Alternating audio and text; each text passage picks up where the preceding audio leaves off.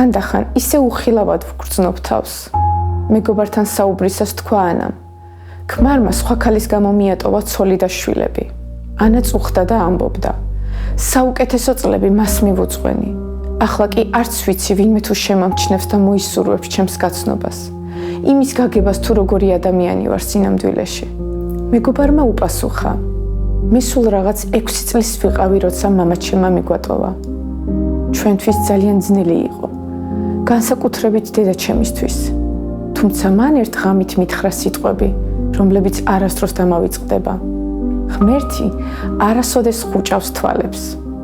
ცოტა რომ გავიზარდე, დედამ ამიხსნა, რომ ამით იმის თქმა სურდა, რომ ღმერთს ვუყვარდი და ყოველთვის ჩემკენ იყო მომართული მისი თვალი.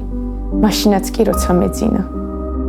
ბიბლიაში ვკითხულობთ იმის შესახებ, თუ რის თქმა უბრძანა ღმერთმა მოსეს ისრაელიანებისთვის, როცა ისინი სინაის უდაბნოში დაეხეტებოდნენ და მათ ცხოვრებაში ძნელბედობის ჟამი იდგა.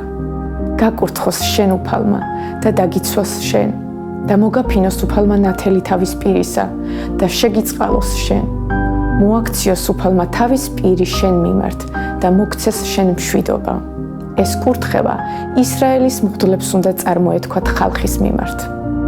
მაშინაც კი, როცა ცხოვრების უდაბნოში დავეხეტებით, როცა ვერავინ გვამჩნევს, ვერავინ გვიგებს და არავინ ზრუნავს, ღმერთი მაინც ერთგულია. ის გვამჩნევს, ის ზრუნავს. ნათელი მისი პირისა და მისი მშვიდობა მუდამ თავისი შვილებისადმია მიმართული.